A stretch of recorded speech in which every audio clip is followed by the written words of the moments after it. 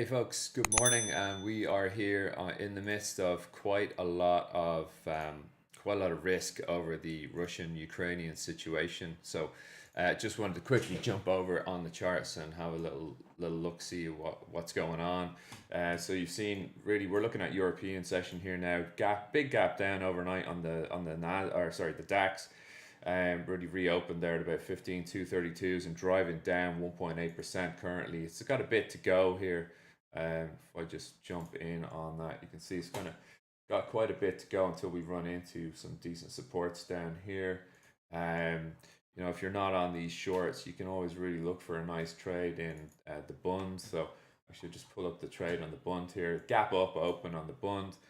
Looking at this on a higher time frame chart on a weekly bar, you can see we're kind of really tested down through the 2019 late March highs here, and just really looking likely for a really decent bounce back up and kind of I think that's the trade to be looking at here. This is not investment advice or financial advice, just really showing people what's happening in the markets.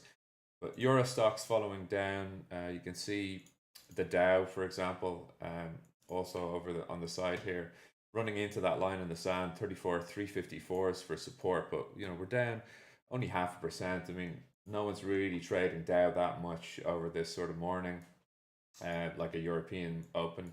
Gold is looking pretty decent up here, right? And I'll show you gold on the daily chart here. Holding above this 1859 spot one. Um, and I mean, this mega breakout on the weekly bars seems to be occurring now. You look back at that video I did on gold. Is it time? And it's certainly coming through now. We're seeing quite a few analysts on Twitter with this chart. Um, our monthly bars. Similar pattern. This is a pennant structure.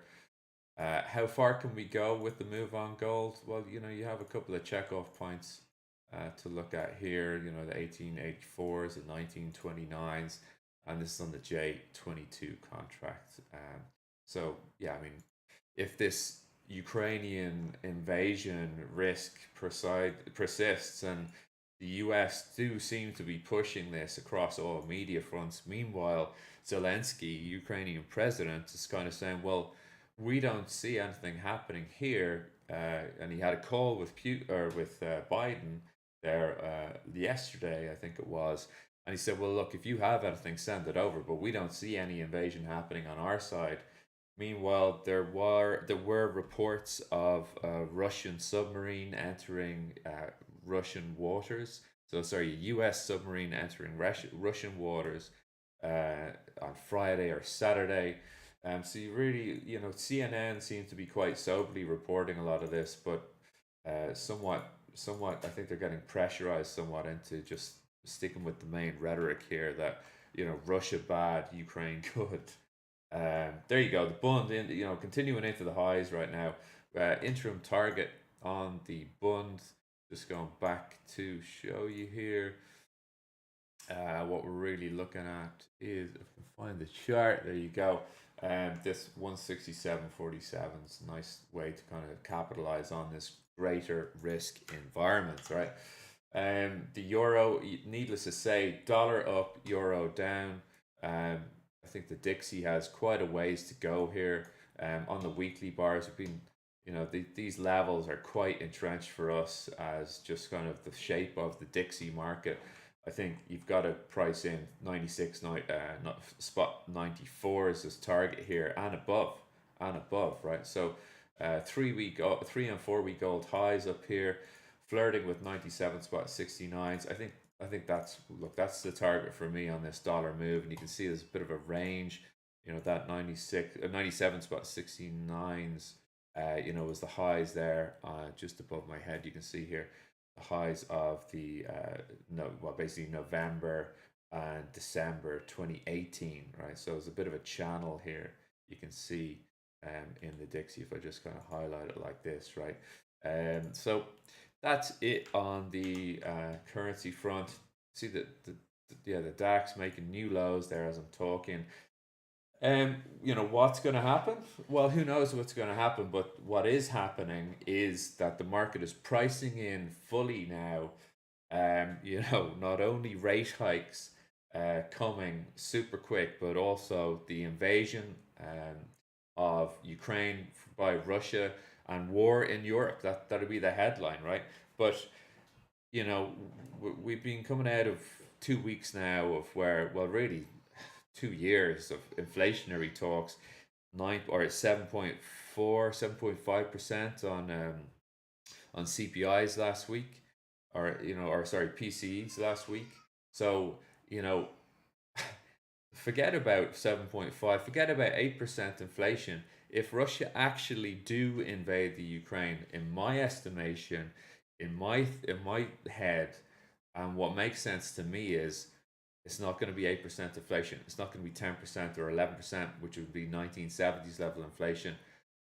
You got to price in for 15%, right? I mean, the supply chains are absolutely crucified as they are. If we bring into the picture risk in between Russia and Europe, essentially, it's an absolute shit show. Added to that, there was a report, I tweeted it out there from the IEA, saying that they've discovered that they were underreporting oil demand by 2.9 billion barrels of oil for the last 15 years. So if you think oil's up here on the back of Russia invading Ukraine, you're wrong. Oil prices are not trading higher now because Russia is about to invade Ukraine. We're up here because we have an extremely tight oil market. We have demand staying where it is, okay, and there is no investment or reinvestment in production. That's new lows, okay. It's the Russian picture, invading the Ukraine, is only on the radar for the last maybe month, right? That's four of these bars. That's four of these bars. One, two, three, four. This market has been on the up since, really January 1st. No, it's been in the works since we really held around above 50s and we pushed on. We're up here because it's an extremely tight supply market picture.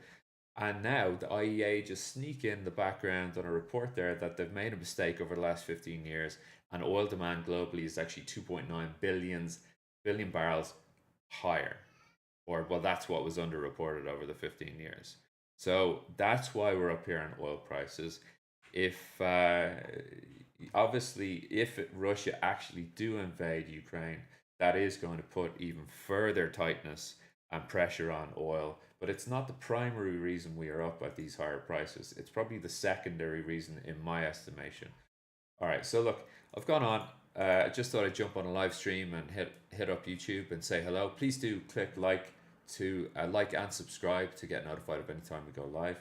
And yeah, otherwise do jump out to us or reach out to us in the Discord room, and it'd be great to have you. We're trading these markets every single day.